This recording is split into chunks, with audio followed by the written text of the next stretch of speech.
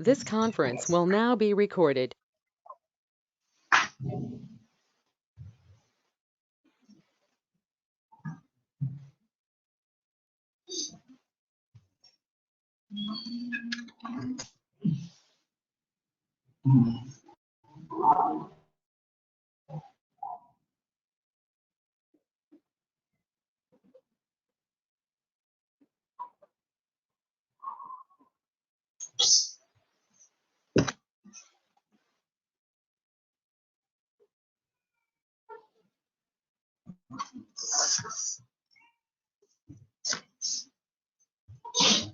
अद्य सोमवासरः अथवा इन्दुवासरः मार्गशीर्ष शुद्ध सप्तमी दिनांक 21 डिसेंबर 2020 चरकसूत्र अध्याय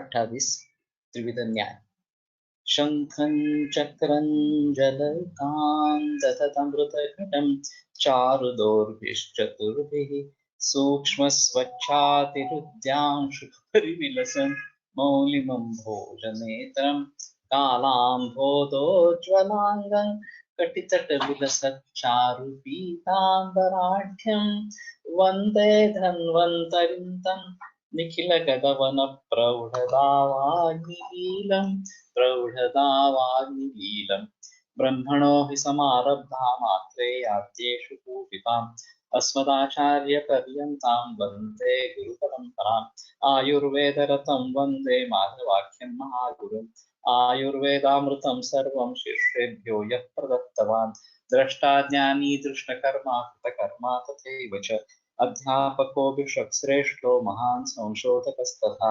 गुणैरेतैः समुदितैः यत्कार्यं प्रतनोति सः समृद्ध्यर्थं हि कार्यस्य वयं नु प्रयतामहे सरस्वत्यै नमो यस्याः प्रसादात् पुण्यकर्मभिः बुद्धिधर्मणसङ्क्रान्तं जगदध्यक्षमीक्षते आत्रेयं प्रथमं वन्दे आयुर्वेदजगद्गुरुम् आयुर्वेदामृतं सर्वगृहीत्वा हि सुरेश्वरात् अग्निवेशादिकेभ्यो यत्परेक्षमुनिसत्तमः प्रथमं तन्त्रकर्तारम् अग्निवेशं नमाम्यहम्।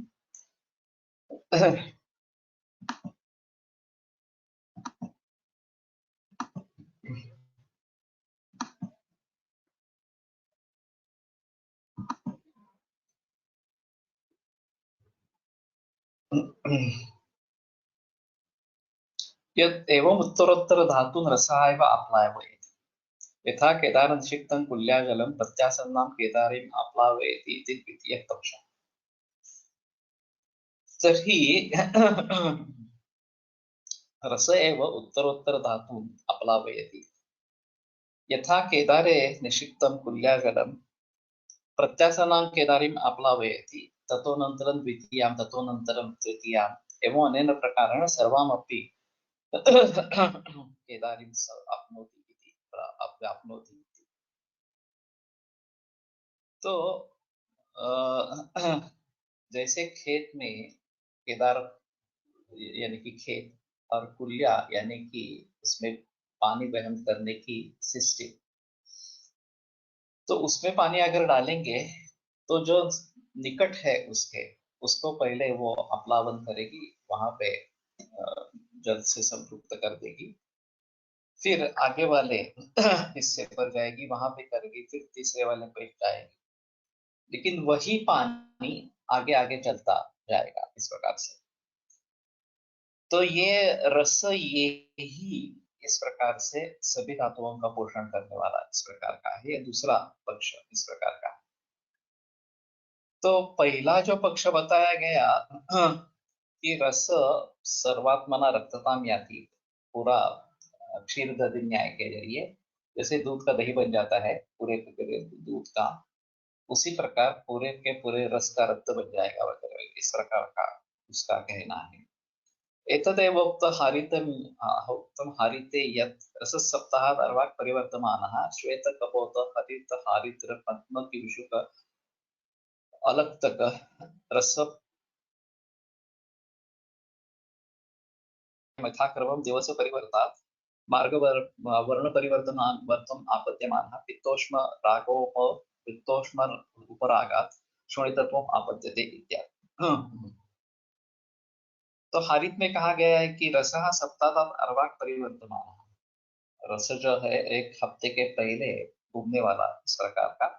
श्वेत, कपोत, हरित, हारित, पद्म, किंशुक, अलक्तक, रस प्रख्यश्चायम। तो ये सभी वर्ण इस प्रकार के हैं। तो उनके अनुसार यथाक्रम दिवस परिवर्तन वर्ण परिवर्तन आपद्यमान। जैसे जैसे एक एक दिन बीतता रहता है वैसे इसमें परिवर्तन रस के वर्ण में परिवर्तन आता रहता है। पित्तोष्मोपरागा, पित्त का जो उष्मा है उसके राग के जरिए शोणितत्व आपत्ति थे, वो रक्त बन जाता है। तो वास्तव में इसके बारे में संशोधन होना जरूरी है। सुश्रुत में भी इस प्रकार का है एक्चुअली। तो क्रम से रस में परिवर्तन, वर्ण में परिवर्तन आता रहता है। और ये पित्त का जो उष्मा उसके राग से ये होता है।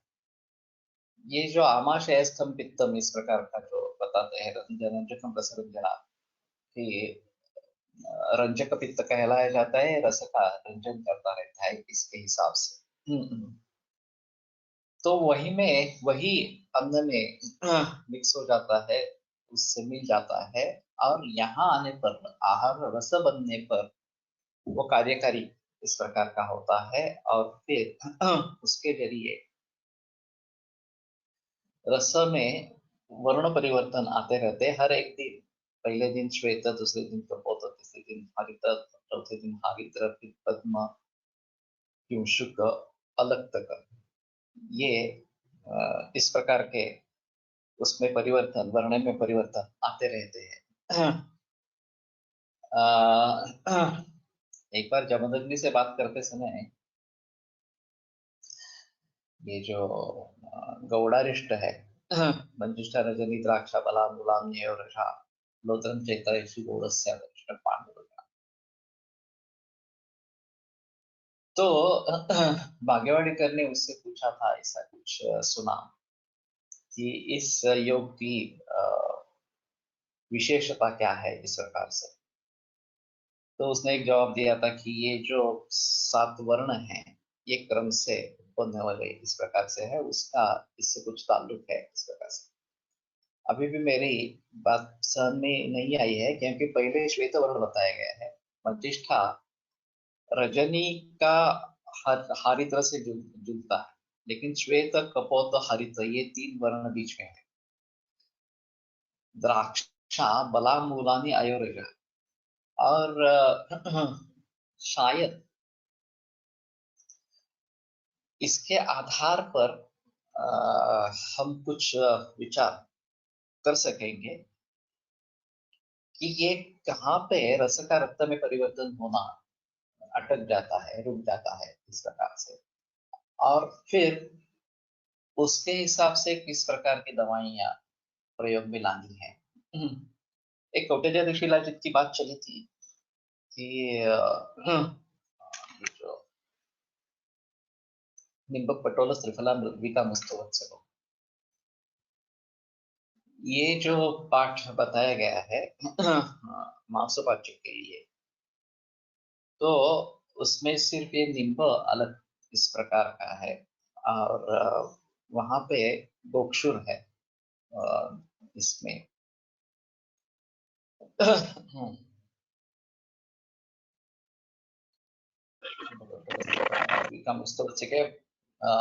इसका पाठ हुआ, मांसोपाच्य का पाठ हुआ। कौटिल्यादि में निम्ब नहीं है लेकिन गोक्षुर इस प्रकार का।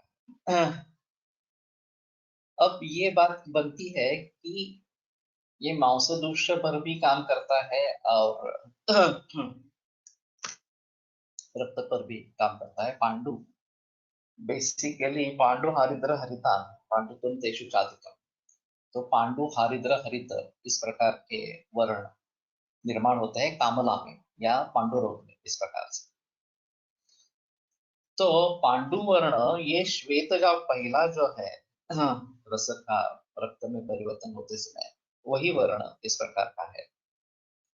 कपोत या कर्पूर ये आगे वाला है, तो श्वेतवर्चास्तदा नीलः तदा नरः, ये जो एक बात बताते हैं कि पुरुष पित्तरंजित है, पुरुष का पित्तरंजन नहीं हो रहा है इस प्रकार से। तो शायद हम पांडु के बारे में इस प्रकार से सोचे, और मांस एक दूष है पांडु में, श्लेष्मत्व कर्तम अवसानी प्रदूषांतरमाश्रितम, इस प्रकार त्वं मांसयस्तत्कृते त्वचीवर्णं पृथक विधान पांडु हरितान हरित हरिग्रंथेषु चाधिकम इस प्रकार से। तो जब मांस का कुछ संबंध इस प्रकार से है और उसमें इस प्रकार कुछ वर्ण आ रहा है, तो शायद कौटिल्य शिलाजीत अच्छा काम करेगा, नवायस कब काम करेगा, ताप्यादि लोह कब काम करेगा, इन सभी के बारे में थोड़ा गहराई में जाकर सोचना पड़ेगा। और शिलाजीत का एक अहम रोल इसमें है।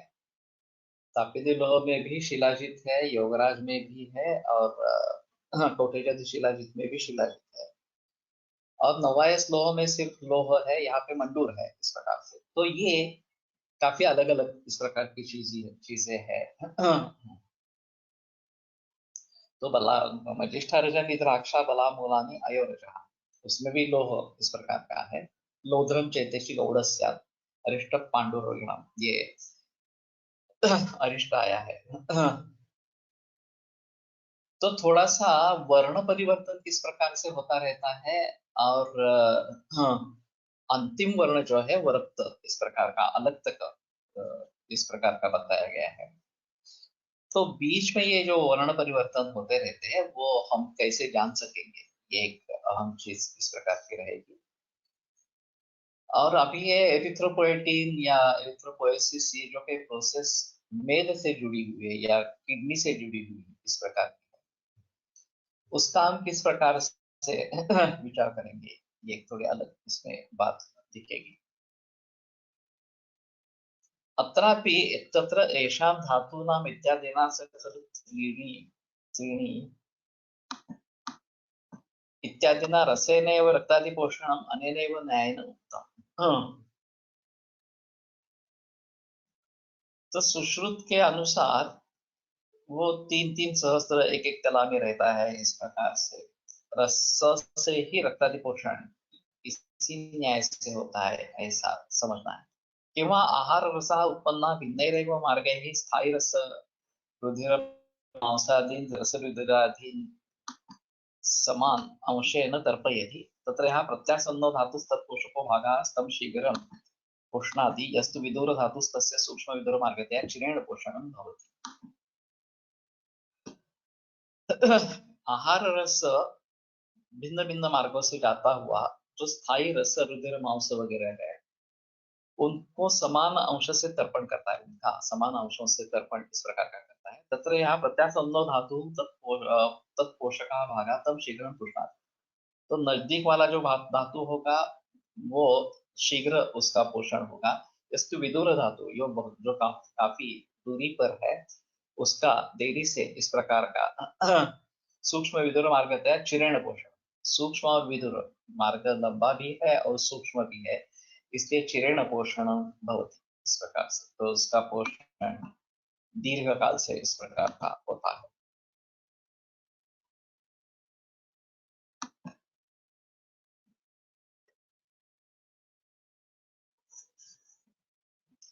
मनुका मांसाचे नागर आले आहे। अच्छा, तो निंब है उसमें, मुझे याद नहीं रहा था।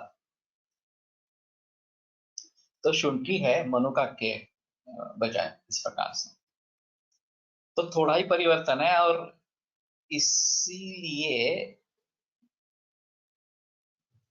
मैंने किडनी फेलियर्स के पेशेंट्स में जब पिंडिकोद्वेष्टन ये प्रधान लक्षण इस प्रकार का है, तो ये मांस से संबद्ध लक्षण है, मांस एक दूष्य है ऐसा पकड़कर कौटिल्यादि का आरंभ किया। उस समय कौटिल्यादि मिलता नहीं था, तो मैंने वो बनवाने के लिए कहा और बनवा लिया। और फिर प्रयोग शुरू किया। फिर बाकी काफी लोग अभी टोटेगति प्रयोग करने लगे हैं और अभी आसानी से मिलता है टोटेगति। लेकिन ये एक अहम चीज इस प्रकार की रही। तो एक तो क्षीरदधि न्याय इस प्रकार के पूर्णतः रस का रक्त में परिवर्तन इस प्रकार का हो जाएगा। दूसरा केदार कुल्या न्याय है, इसमें थोड़ा सा ऐसा हो सकता है कि पहले रस रक्त को करेगा, आहार रस रस को करेगा, फिर रक्त को करेगा, फिर मांस को करेगा वगैरह इस प्रकार से। लेकिन आहार रस ही इस प्रकार से जा रहा है। और तीसरा जो अभी उन्होंने बताया कि प्रत्यासन्न मार्ग दूर का मार्ग इस प्रकार का, तो रस प्रत्यासन्न है इसके उसका जल्दी पोषण होगा और शुक्र वगैरह जो हो दूर और सूक्ष्म इस प्रकार के होने के कारण देरी से होगा। अभी इन दोनों का कॉम्बिनेशन करके केदार कुल्या न्याय में थोड़ा सा परिवर्तन लाते हैं कि आहार रस पर रस धात्वग्नि की क्रिया होती है और उससे स्थायी रस बनता है, रक्त पोषक अंश बनता है और रसमल कफ बनता है। इस रक्त पोषक अंश पर फिर रक्त धात्वग्नि की क्रिया होती है, उससे स्थायी मांस पोषक अंश और रक्तमल पित्त इस प्रकार की निर्मित होती है। तो इसमें दोनों का मिलाप है।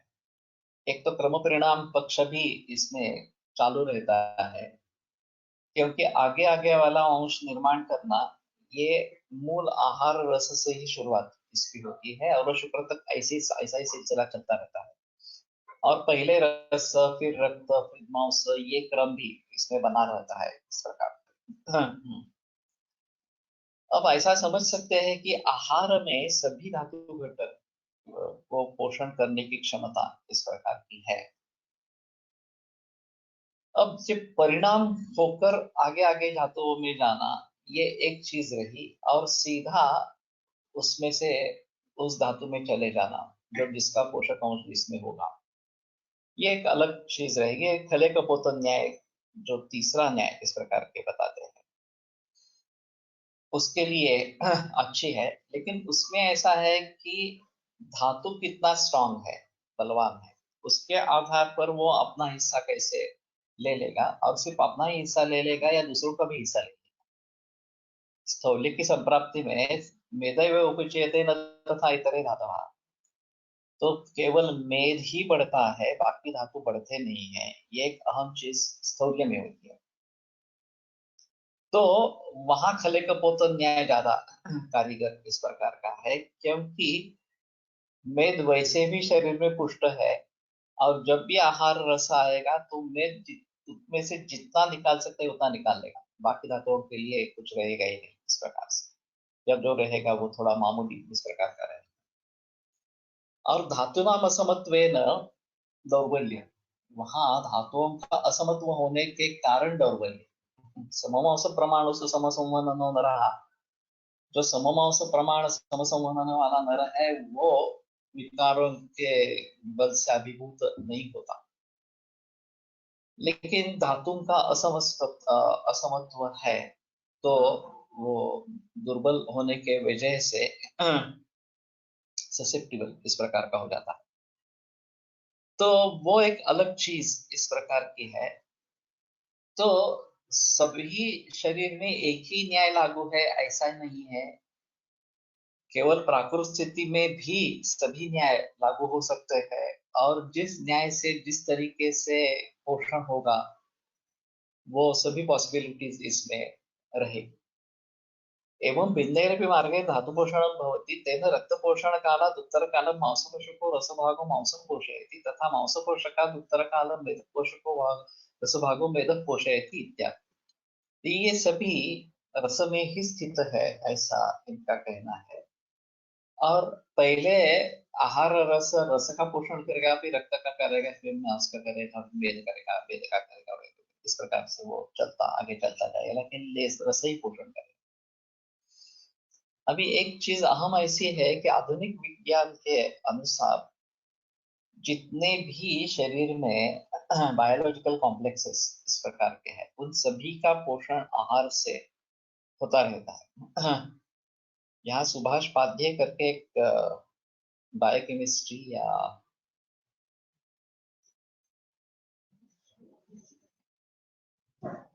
पक्का याद नहीं है, पुणे विद्यापीठ में उस समय में थे। तो आयुर्वेद रसशाला ने उनके साथ ताम्र भस्म और लोह भस्म के बारे में प्रोजेक्ट किया था,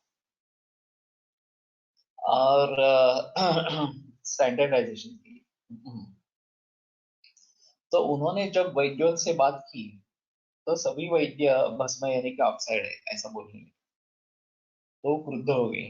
दो चार वैद्यों से बोलने के बाद इनको कुछ मालूम नहीं है, ऐसा उनका अनुमान निकला। और फिर उन्होंने अपना मत प्रदर्शित किया कि स्टैंडर्डाइजेशन शक्य नहीं है, आयुर्वेद में स्टैंडर्डाइजेशन करना पॉसिबल ही नहीं है इस प्रकार से। मेरी जब उनसे मुलाकात हुई उस समय में, तो मुझे भी उन्होंने वही बताना शुरू कर दिया। मैंने कहा नहीं नहीं, मैं तो ऑक्साइड नहीं मानता, ये कॉम्प्लेक्स होता है। तो बोले पहली बार मैंने ऐसा किसी वैद्य से सुना। तो मैंने कहा कि हाँ, काफी इसमें शोधन की प्रक्रिया भी काफी है और मारण की प्रक्रिया भी काफी है। तो वो और उत्तेजित हुए। हाँ बोले, 160 शोधन की प्रक्रिया है, उतनी करीबन मारण की प्रक्रिया है। तो जो कॉम्प्लेक्स बनेगा, इसके जो जो शुद्धि प्रक्रिया की जाएगी और जिस मारण से वो आगे किया जाएगा, उसके अनुसार उसके गुणधर्म अलग अलग रहेंगे। और ताम्रभस्म के बारे में बहस हुई कि वसंत कुसुमाकर में भी ताम्र है, और आरोग्यवर्धिनी में भी है, सूच्यकर में भी है। तो अगर मुझे आरोग्यवर्धिनी में ताम्र इस्तेमाल करना है, तो मैं किस तरीके से ताम्र का मारण करूं, शुद्धि किस प्रकार से करूं और मारण किस प्रकार से करूं। और ये महालक्ष्मी का वसंत कुसुमाकर में, मुझे पक्का याद नहीं आ रहा वसंत कुसुमाकर में है या नहीं है, महालक्ष्मी विलास में है, स्वर्ण तारा ताम्र महालक्ष्मी विलास में है। प्रवालरसमौक्तिका भ्रकमिदं चतुर्भागपाठो मुक्ते हे मनी में आवश्यक है। अयोभुजगवंगकम त्रिनवकम विमर्द्याकल नहीं, वसंत कुसुमाकर में नहीं है, लेकिन इसमें है, महालक्ष्मी विलास में है, और स्वर्ण सूच्यकर में है, आरोग्यवर्धिनी में है, वगैरह वगैरह इस प्रकार से। तो मुझे ताम्र का प्रयोग किस दृष्टि से करना है, उस दृष्टि से शोधन और निवारण होना जरूरी है। फिर वो जो बायोलॉजिकल कॉम्प्लेक्स बनेगा, वो उस चीज के लिए फायदेमंद इस प्रकार का होगा। हाँ। अभी जब अभ्रक भस्म दातार गुरु जी के हिसाब से दो तरीके से बनता है, संतर्पणोत्था और अपतर्पणोत्था। अगर संतर्पण द्रव्यों से मारित अभ्रक भस्म बनेगा, तो ये वसंत कुसुमा, हाँ वही वसंत कुसुमा को इसलिए मेरे ध्यान में आया। तो वसंत कुसुमा के लिए वो संतर्पणोत्था अभ्रक होना चाहिए। इस प्रकार से। और पंचामृत लोह गुगुल या ऐसा कुछ बनाना है, उसमें अभ्रक है, तो वो अपतर्पण के हिसाब से बनाना चाहिए इस प्रकार से। तो ये बात काफी अलग इस प्रकार की है। और चंद्रकला, हाँ, या इसमें भी ताम्र है, चंद्रकला जैसे शीत इसमें भी ताम्र है। तो कहने का मतलब ये है कि स्टैंडर्डाइजेशन कैसे हो सकेगा इस प्रकार से। तो ये जो विभिन्न कॉम्प्लेक्सेस बनते रहेंगे, ये तो हम अभी बात कर रहे हैं औषधियों। अब आहार में बहुत सारे द्रव्य हैं इस प्रकार से, और उनमें पूरे शरीर के पोषण की क्षमता इस प्रकार की है। जो उपयुक्त अंश किसी पर्टिकुलर शरीर घटक के लिए होगा, वो रस जब वहां तक पहुंचेगा तो वो ले लेगा। ऐसा मॉडर्न के हिसाब से भी इसमें ज्यादा बहस नहीं की गई है कि कितने पोषक तत्व हमें लगते हैं और वो कहाँ से आते हैं, इस प्रकार के बारे में ज्यादा बहस नहीं हुई है मॉडर्न में। तो हमारे हिसाब में ये 7 धातु उपधातु, इनके जरिए इन सभी का विचार बहुत आवश्यक इस प्रकार का रहेगा। और सीधा पोषण होगा या खले कपोत न्याय से वो अपना अपना अंश उठा लेंगे, या क्रम परिणाम पक्ष से वो पहले इस धातु से अगले धातु, फिर उससे अगले धातु, इस प्रकार के चलता जाएगा। ये सभी चीजें इन सभी में महत्वपूर्ण इस प्रकार की रहेगी। अस्मिंश्च पश्ये यदुक्तं विण्मुत्रम् आहारं मलस्सारः प्रागीरितो रसः स तु ज्ञानेन विक्षिप्तः सर्वान् धातून् प्रत्यर्पयेत् इति। कि विण्मुत्रम् आहारमलः, तो विण और मूत्र या आहार के मल है, सारः प्रागीरितो रसः, तो पहले ईरण होने वाला जो रस है वो तो सार है। स तु ज्ञानेन विक्षिप्तः सर्वान् धातून् प्रत्यर्पयेत्, और वो ज्ञान द्वारा विक्षिप्त होकर सभी धातुओं का तर्पण करता है। तो ये प्रागीरित का मतलब क्या लेंगे, आहार रस लेंगे या रस धातु लेंगे। ज्ञानेन रस धातु विक्षेपोषित कर्मणा युग्मत सर्वतो रसम से देहे विक्षिप्यते सदा, ये चरक का कहना है। अभी ये सुश्रुत का कहना है। प्रागीरितो सारा प्रागीरितो रस, सार भाग जो है वो प्रागीरित इस प्रकार का जो रस है वो है। तो इसमें आहार रस भी ले सकते हैं, रस धातु भी ले सकते हैं, ऐसा थोड़ा सा इसमें रहेगा। तस्मिन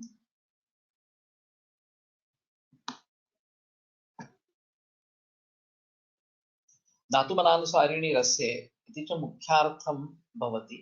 तथा चरकेऽपि स्रोतसा च यथा स्वेन धातु पुष्यति धातुना इति च मुख्यार्थः भवति। धातुमलानुसारिणी रस्य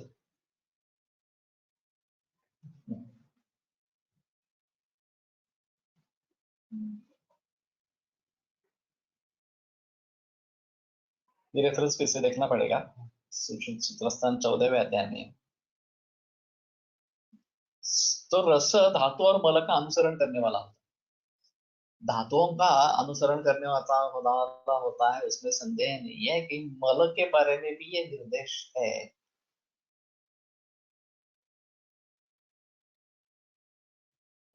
रेफरेंस देखना पड़ेगा एक बार। इति च मुख्यार्थः भवति। तथा चरकेऽपि स्रोतसा च यथा स्वेन धातु पुष्यति धातुना,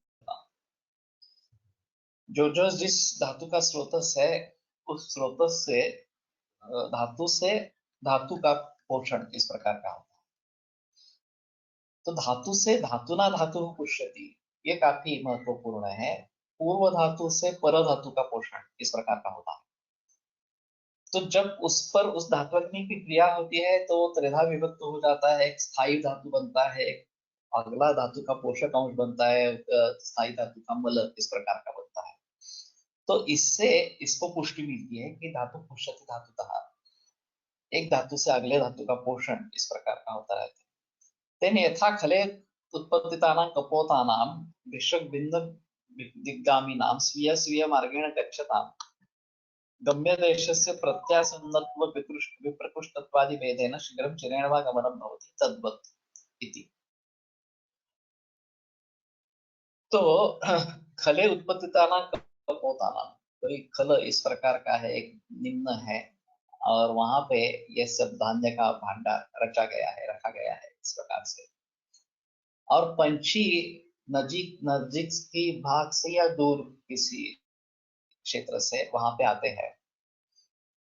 तो जो नजदीक वाले सन्निकृष्ट है उनका जल्दी पोषण हो जाता है, जो विप्रकृष्ट है बहुत दूर से इस प्रकार से आ रहे हैं वो दीर्घकाल से उनका पोषण इस प्रकार का होता रहता है। शीघ्रं चिरेण वा गमनं भवति तद्वत्।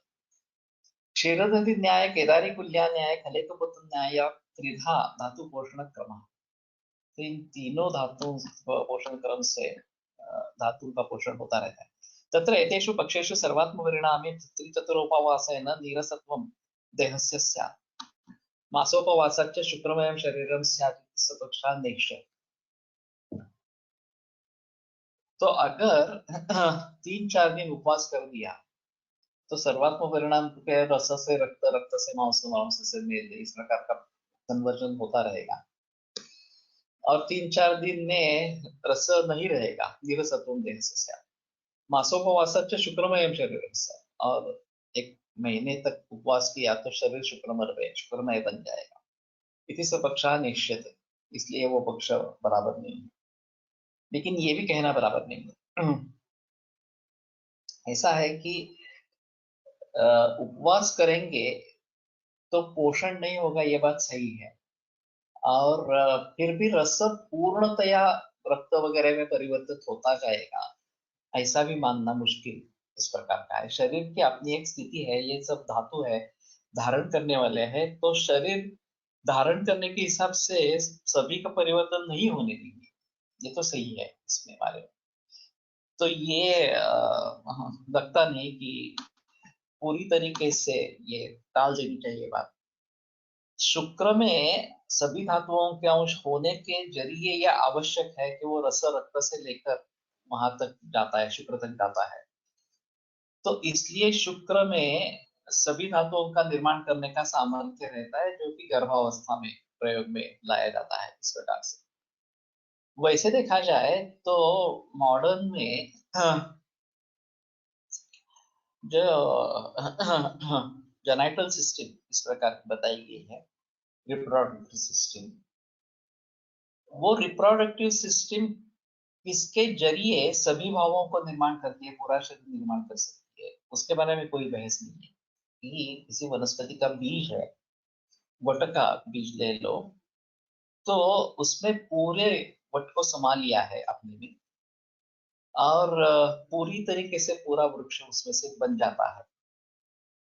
तो ये कैसे हो सकता है? हाँ, तो अगर बीज बनते समय सभी धातुओं से होकर बीज बनेगा, तो उसमें सभी धातुओं का निर्माण करने की क्षमता इस प्रकार की रहेगी। इसलिए वेणुमाधव शास्त्री कहा करते थे कि बीजों का अगर हम इस्तेमाल करेंगे तो वो शुक्र धातु पर काम करेगा। चतुर्बीज चूर्ण उनका बहुत लाडला था। मृत्तिका चंद्र सूरज काला जैसी यवानी का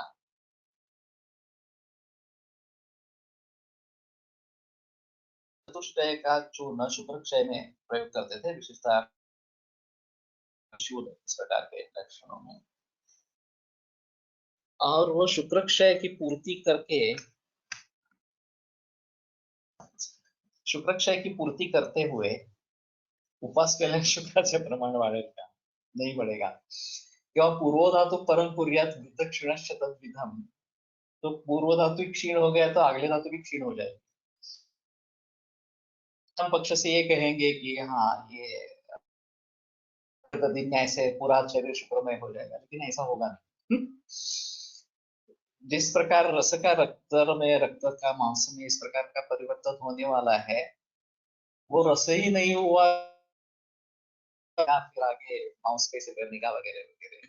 तो ये शुक्र का प्रमाण कम हो जाएगा, बढ़ेगा तो नहीं। अनुसंधान ये इस प्रकार का पर्यार्थ ये है कि ये तीनों, और कब किस न्याय का प्रयोग सोचना पड़ेगा। केदारी कुल्या पक्षे तो रसात रक्तादि पोषणं मुख्यार्थतया भवति, यद्यपि रक्तादिर मांसादि पोषणं, तदपि रसादेव रक्तादि धर्मकात् तथा रक्तादि उत्पादितम्। पोषण किस न्याय से होता होगा, ऐसा नहीं, नहीं बता सकते एक्चुअली।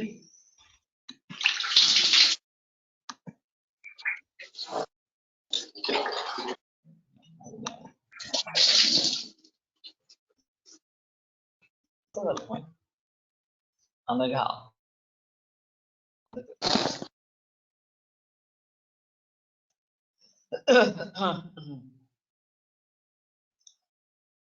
तो वास्तव में ऐसा है कि मूल रूप से आहार रस से सभी धातुओं का पोषण होगा, ये एक पक्ष है। रस से रस धातु, उसके साथ में रक्त पोषक, रक्त धातु की क्रिया, उसके साथ में मांस पोषक वगैरह वगैरह, और रक्त धातु का निर्माण इस प्रकार का होता रहेगा, ये एक चीज रहेगी। और क्रम परिणाम पक्ष जो है वो सर्व होता है, ये नहीं होता जाता, हो जाता है, ये एक अलग चीज इस प्रकार की रहेगी। लेकिन शुक्र में सभी का रिप्रेजेंटेशन आता है, तो ये मानना जरूर होगा कि शुक्र आहार रस वो सभी धातुओं से बीच गुजरता हुआ शुक्र तक पहुंचता है, और इसलिए शुक्र में सभी धातुओं का निर्माण करने की क्षमता इस प्रकार की रहेगी। अब जो एनाटॉमिकली बात करते हैं कि रिप्रोडक्टिव सिस्टम जो है, वो रिप्रोडक्टिव सिस्टम रिप्रोडक्शन क्यों करती है, इसके बारे में कोई बहस चर्चा एलोपैथी में नहीं है, एनाटॉमी में नहीं है। उसमें ये सामर्थ्य क्यों है? हमारे हिसाब में जो बीज बनेगा, जो शुक्र बनेगा, वो सभी धातुओं से गुजरता हुआ शुक्र बनेगा, और इसीलिए क्या सामर्थ्य उसमें रहेगा। केदारी कुल्या पक्षाचे रक्तादि पोषण, यद्यपि रक्तादि मांसादि पोषण एवं रक्तादि धर्मका तथा रक्तादि व्यपदेश भाजो भवति इति व्युत्पाद, ये मैं नहीं समझ पाया एक्चुअली। आदि से मांसादि पोषण होता रहता है, रस से ही रक्तादि धर्मक तथा रक्तादि व्यपदेश भाषा, जिस प्रकार का रस, उसी के द्वारा ये मांस वगैरह का पोषण। तो ये मैं समझने चाहते हैं इस प्रकार से। तस्य सर्वधातु दोष मलाशयानुसारित्वम् उक्तं, तदपि रक्तादि पोषकतया तथा हृदय स्थायी रस व्यापकतया च उपपन्नम्। तो रस सर्वधातु दोष मलाशय इनके अनुसरण करता है, इन सभी में जाता है इस प्रकार से। तदपि रक्तादि पोषकतया, वो भी रक्त वगैरह के पोषण के जरिए, तथा हृदय स्थायी रस कृष्णदेह व्यापकतया च उपपन्न, हृदय स्थायी जो रस है वो कृष्णदेह व्यापक है, इसके जरिए सिद्ध इस प्रकार का था। फिर शुक्र की चिकित्सा हर धातु की विकृति में आवश्यक होगी, इस प्रकार से तो होता है। जबकि शुक्र के जरिए धातु बंद नहीं रहा, जो राजयक्ष्मा की संप्राप्त में जो बताता है, क्षीणे रेतस्य नंतरा क्षीयन्ते धातवः शुष्यति मानवः। तो शुक्र का क्षय होने के बाद सभी धातुओं का क्षय होता है इस प्रकार से। वहां पे टीकाकार ने बताया कि शुक्र का क्षय होने के बाद पहले मज्जा का क्षय होगा, फिर अस्थि का क्षय होगा, फिर मांस का क्षय होगा, वगैरह वगैरह इस प्रकार से। वो वैसा भी लेना जरूर है, ऐसा भी नहीं, मैं नहीं मानता। एक तो किसी भी धातु के पुनर्निर्माण के लिए शुक्र आवश्यक ही है। तो इस कंडीशन में ऐसा थोड़ा सा रहेगा कि अगर मांस स्थित शुक्र बिगड़ गया है और मांस की पुष्टि हो नहीं रही है, वो देने से मांस की पुष्टि, शुक्रवर्धन देने से मांस। अब शुष्क उदर मांस क्षय का इस प्रकार या कार्श का लक्षण बताया गया है, शुष्कता। तो स्पिक शुष्कता मांस क्षय में इस प्रकार का आया है, और शुक्र में महास्पिच शुक्र सार का लक्षण बताया गया है। अब जब स्पिक शुष्क और हम उसको क्या पकड़ेंगे, उसको मांस क्षय में पकड़ेंगे या शुक्र क्षय में पकड़ेंगे, इस प्रकार से, या शुक्र असारता में पकड़ेंगे इस प्रकार से। तो मेरे पास एक गृहिणी का पेशेंट था, और सप्रवास मल प्रवृत्ति होती रहती, शूल होता था, कृश थी व्यक्ति बहुत। तो मैंने स्वर्ण परपटी वगैरह का प्रयोग किया, ये बाकी लक्षण तो ठीक हुए, लेकिन वजन नहीं बढ़ रहा था, कृशता वैसी ही। तो मैंने फंड से बात की, तो बोले कि अश्वगंधा का प्रयोग करो। मैंने कहा क्यों? तो कृशम प्रायो विधावंती रोगाश्च ग्रहणी का, और ग्रहणी रोग जो है वो कृश रोगों को ज्यादातर होते हैं, और ये महास्पिच और शुष्क स्पिक, ये डिफरेंस काफी है। तो वो अस्थिपंजर ऐसा ही था व्यक्ति वास्तव में। तो मैंने अश्वगंधा तेल का पहले प्रयोग किया, और फिर अश्वगंधा इतर भी प्रयोग किया, फिर वो सुधर गया, कार्श भी कम हो गया और ग्रहणी भी ठीक हो गई। तो कहने का मतलब ये है कि इसमें अगर शुक्र और मांस इन दोनों का विचार करना है, केवल शुक्र से विचार से, केवल मांस के विचार से काम नहीं बनेगा। तो फिर अश्वगंधा कहाँ प्रयोग में लानी है, शतावरी कहाँ पे प्रयोग में लानी है, मूसली का प्रयोग कहाँ करना है, अग्नि कैसा है, इन सभी बातों को ध्यान में रखते हुए इसकी चिकित्सा होगी तो सफल चिकित्सा इस प्रकार की रहेगी। अगर हम अग्नि का विचार नहीं करेंगे और ऐसे ही दे देंगे तो भी प्रॉब्लम होगी, आम बनेगा, ये बनेगा। When you use स्वर्ण पर्पटी, क्षय जहाँ पे है वहां पे स्वर्ण पर्पटी का प्रयोग करते हैं। धातु क्षय अगर ज्यादा है तो स्वर्ण पर्पटी करते हैं। अगर अग्नि से रिलेटेड कुछ करना है तो फिर पंचामृत पर्पटी ज्यादा प्रयोग में, आम जहाँ पे है तो वहां पंचामृत पर्पटी ज्यादा काम करती है। और पांडुत्व का संबंध है तो लौह पर्पटी समान काल में इस्तेमाल करते हैं। तो ये थोड़ा अंतर पर्पटी के बारे में होता है, हम सूक्ष्म पर्पटी इस्तेमाल करते हैं इस प्रकार से। लेकिन कहने का तात्पर्य अर्थ है कि हर धातु की वृद्धि के लिए शुक्र की आवश्यकता इस प्रकार की रहेगी। एक वाजीकरण के बारे में सेमिनार हुआ था, मैंने काफी जिक्र इसके बारे में की थी पहले। और ये शायद 1981-82 की बात है, जो नया नया उत्तीर्ण हुआ था और आरडी लेले को इसमें बुलाया गया था वैलिडिटी कमीशन के लिए। जो बोलने वाले लोग थे उनमें से कोई भी आयुर्वेदिक प्रैक्टिशनर नहीं था, एक भी आयुर्वेदिक प्रैक्टिशनर नहीं। तो ये सिर्फ पोपट पंची जैसा हुआ, बाकी ऐसा है वैसा है इस प्रकार से, लेकिन उसमें ठोस बात कुछ भी नहीं थी। अब मैं देख रहा था, जिक्र कर रहा था कि स्वस्य ऊर्जस्करें यत्तु तद्वृषं तद्रसायनं प्राय प्रायण रोगाणां द्वितीयं प्रशमेनतं प्राय शब्दों विशेषार्थो युभयं युभयार्थः। तो एक स्वस्थ की ऊर्जा बढ़ाने वाला रसायन और वाजीकरण है, दूसरा रोगों का शमन करने वाला इस प्रकार का है। दोनों प्रायः काम करते हैं और प्रायः शब्द विशेष अर्थ से प्रयोग में लाया गया है। भयम ही उभयार्थ, दोनों प्रकार के औषधियां दोनों प्रकार के काम।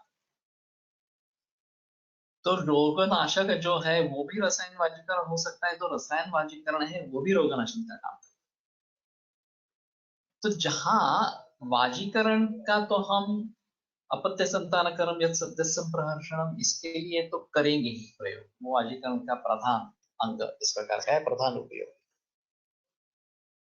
लेकिन जिन रोगों में शुक्र क्षय है और उसको हमें रोग को ठीक करना है तो उसमें वाजीकरण औषधों का प्रयोग होना चाहिए, औषधियों के साथ या रोग शमन करने के साथ। और ऐसा दिखाई देता है कि रोगों में आगे आगे जो कल्प आते हैं दूर देरी के बाद, वो रसायन वाजीकरण इस प्रकार के रहे। तो एलादी गुटी है और पहिली फलश्रुति तावृषा, वो वृक्ष है, कास में आदि है एलादी गुटी। लेकिन ये वृक्ष का क्या मतलब है?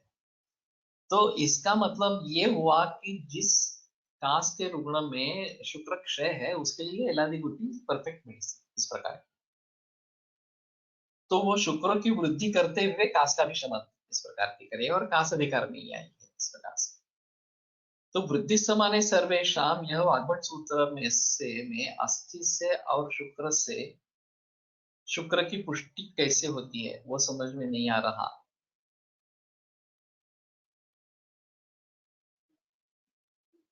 अस्थि से अस्थि और शुक्र से शुक्र की पुष्टि वो डायरेक्ट है ना। जो पोषक, जिस धातु का पोषक अंश है वो डायरेक्ट सीधा उस धातु की पुष्टि करेगा। ये खले के पोत न्याय के जरिए इस प्रकार का होगा। सद्य शुक्र कर्म यहाँ ये भी बात बताते हैं कि दूध तात्काल शुक्र की वृद्धि करता है इस प्रकार से, वो रस वगैरह सब छोड़कर डायरेक्ट सीधा शुक्र में चला जाता है। लेकिन अगर हमें शुक्र पुनरुत्पादन के लिए चाहिए, इस प्रकार का शुक्र जो है वो हमें सेक्सुअल एक्टिविटी के लिए अच्छा है, जो सीधी शीघ्र वृद्धि इस प्रकार की होती है। और यही पहले पुराने वाले फिल्मों में दिखाते थे, वो मधुचंद्र की रात को वो औरत दूध का प्याला लेकर जाती थी पति के पास, इस प्रकार से। और जैसे कि वो दूध लेने से उसको बहुत स्फूर्ति आएगी और शुक्र बढ़ जाएगा उसका, वैसे वो स्त्री ही उसके लिए उत्तम वाजीकरण है, दूध एडिशनल हो जाएगा। लेकिन सबसे अग्रिय वाजीकरण तो स्त्री है, वाजीकरण अग्रम से क्षेत्रम स्त्रिया प्रहर्षि, इस प्रकार। लेकिन इससे तात्काल शुक्र बढ़ेगा, संकल्प से भी तात्काल शुक्र वृद्धि होती है। संकल्पो नक्ररितश्च वृषाणाम व्याघ्र संरथ है, तो केवल संकल्प होने से भी शुक्र वृद्धि होती है। और ये तो मानस भाव का परिवर्तन शारीर भाव में है, ये तो और अजीब रास्ता। तो एब्स्ट्रैक्ट भाव है, संकल्प एब्स्ट्रैक्ट भाव है, और फिर भी वो शुक्र निर्माण करने में समर्थ इस प्रकार का होता है। तो ये, और हर्ष प्रीणन वगैरह इस प्रकार के जो भाव है कि मनसो हर्षणम यच्च तत्सर्वं वृक्षम उच्यते। तो पुल्लिनानि शैलाः वगैरह वगैरह, टूरिज्म इस प्रकार का हनीमून की अभी जो बात की जाती है, वो हमारे हिसाब में योग्य इस प्रकार की है, क्योंकि ये सब वातावरण शुक्र की वृद्धि करने वाले इस प्रकार के हैं, वाजीकरण इस प्रकार के हैं, लेकिन ये तात्कालिक है। अगर हम मूल रूप से शुक्र में ये सभी भाव आने की कोशिश करेंगे तो रस से लेकर शुक्र की वृद्धि इस प्रकार की होनी चाहिए। जो अश्वगंधा सिद्ध दूध से निकाला हुआ घी दूध और शर्करा के साथ देना, ऐसे एक राजा यक्ष्मा में ही हुआ है। तो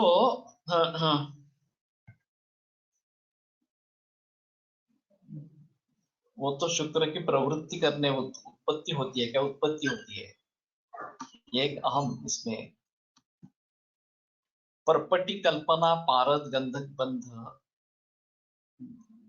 ग्रहणित ब्रेक होतो यावर प्रकाश ये उस कल्पना की खासियत है।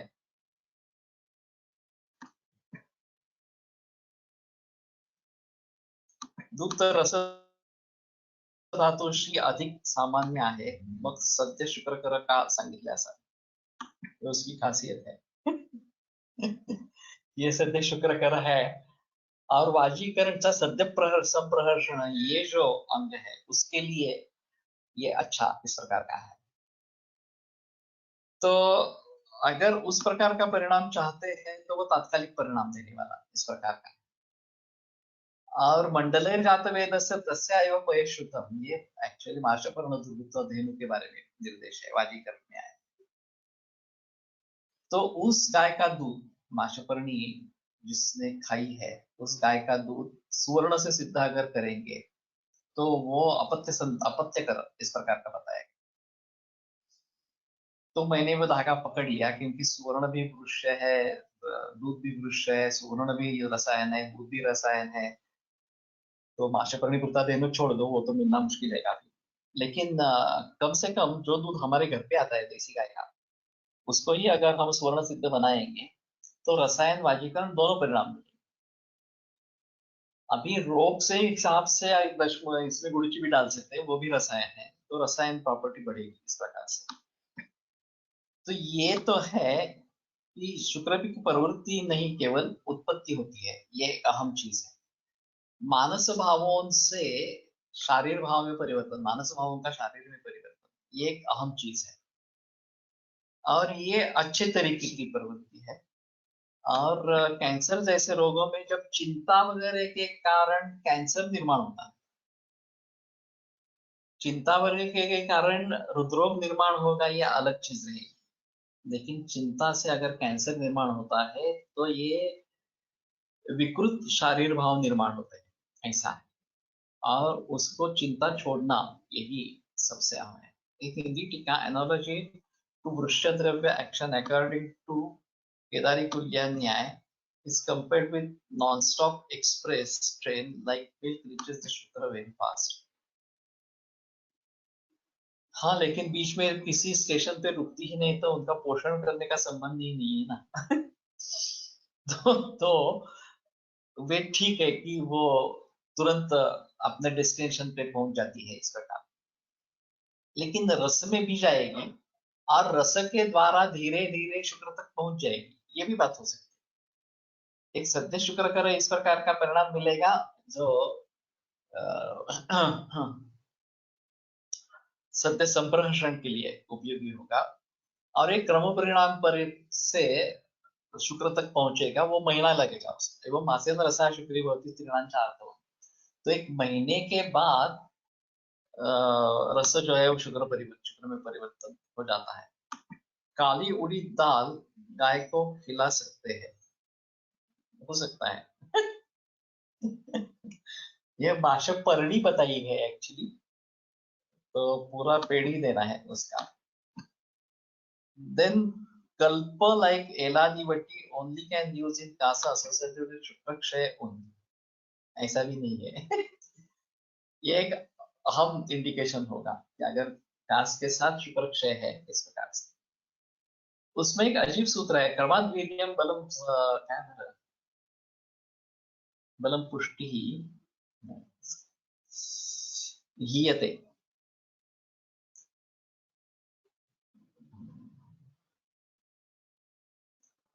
जो भी याद नहीं आ रहा, लेकिन क्रम से किसका क्षय हो जाता है इस प्रकार का बताया गया है।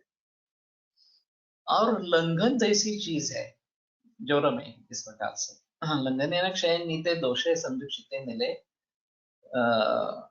स्वास्थ्य क्षुत्र रुचि प्रति बल ओजश्च जाए, तो स्वास्थ्य क्षुत्र रुचि प्रति बल ओज ये निर्माण होते हैं। तो कुछ लोगों का कहना है ये क्रम से उत्पन्न होते हैं इस प्रकार से, और वैसे भी औषध के फलश्रुति में भी है क्रम से ये निर्माण होते हैं।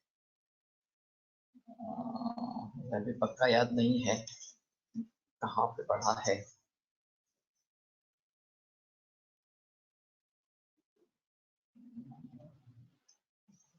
शायद उरक्षत में ही है बात।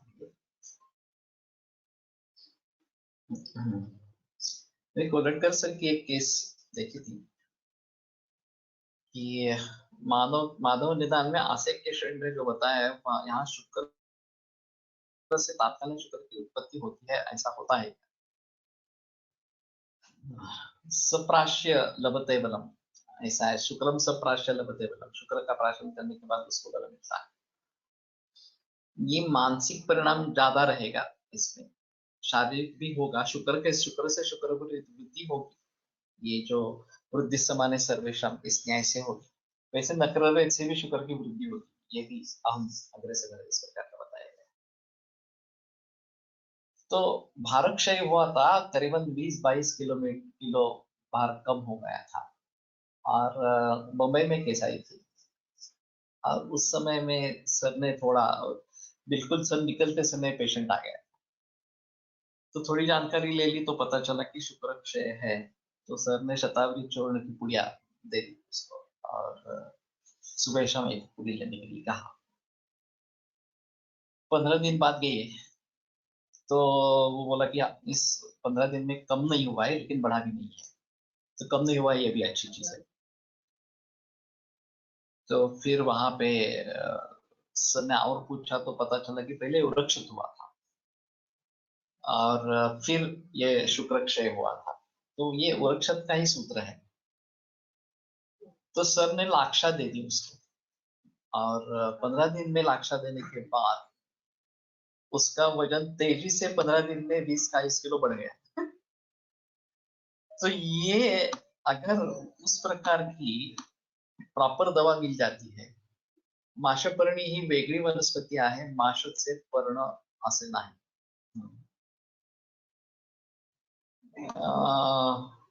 तुला काय माहितीये का? हाँ, वेगळी वनस्पती।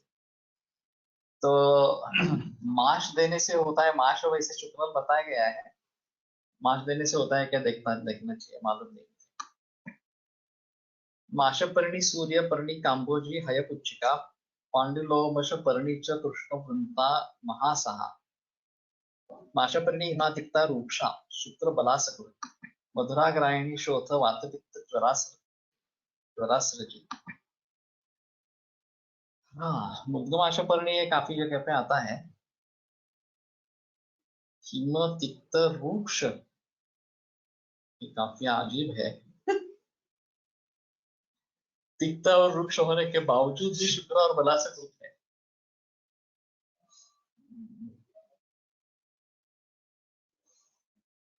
मधुरा, मधुर भी है, ठीक है। ग्राहिणी, श्रोत वात पित्त ज्वरास्रजी। ठीक है, थोड़ा देखेंगे इसके बारे में। मांस धातूवर कार्य कर आणि शुक्रल असे द्रव्य कोणते आहे? शतावरी अश्वगंधा दोनों है।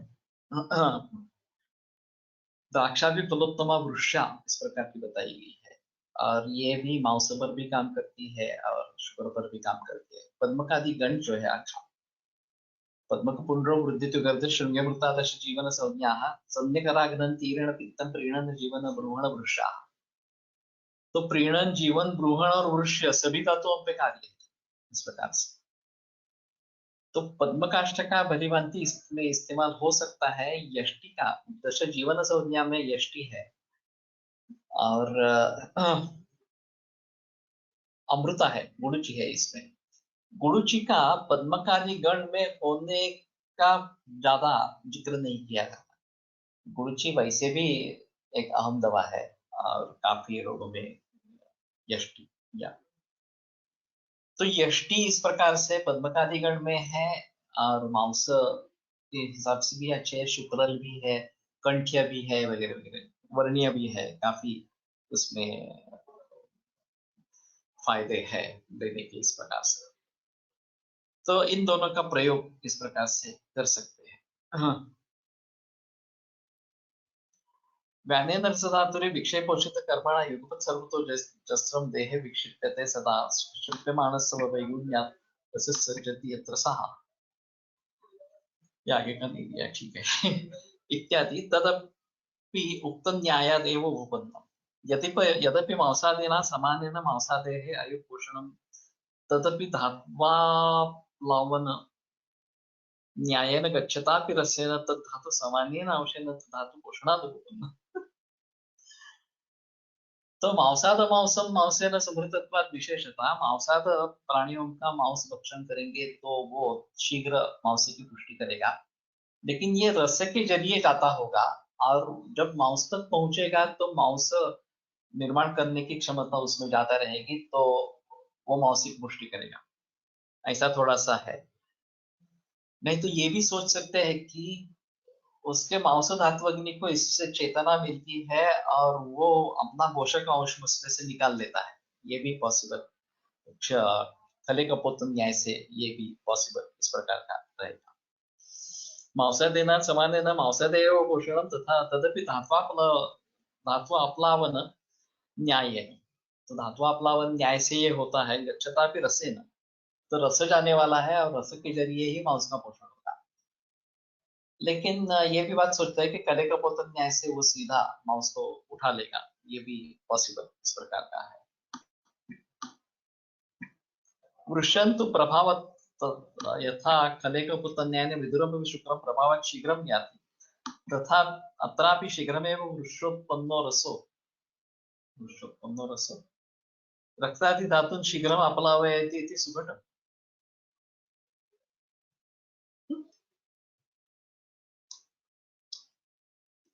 यह जो विशेषण दिया है वृषोत्पन्न रसः होकर कोणती झाले का?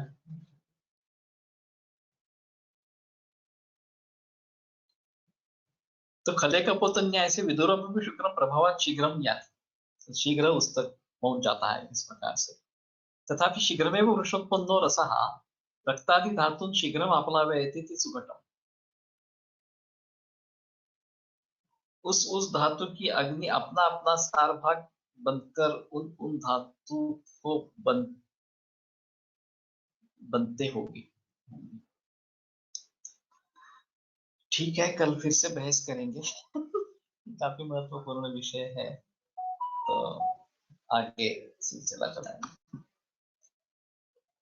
आयुर्वेद प्रकांडो निगदित इह शल्यतंत्र प्रधानः शिष्येभ्यः शाश्वतो यन्निखिल जन कृपा व्याप्त चित्तेन येन आयुर्वेदस्य वाञ्छन् पुनरपि भुवने ताञ्च सुष्ठु प्रतिष्ठां श्रेष्ठं धन्वन्तरिं तं प्रणमति च सदा वैद्यवर्गो हि नूनम् वैद्यवर्गो हि नूनम् विरम्यते व्याख्यानव्यापारात् श्वः पुनर्मिलामः।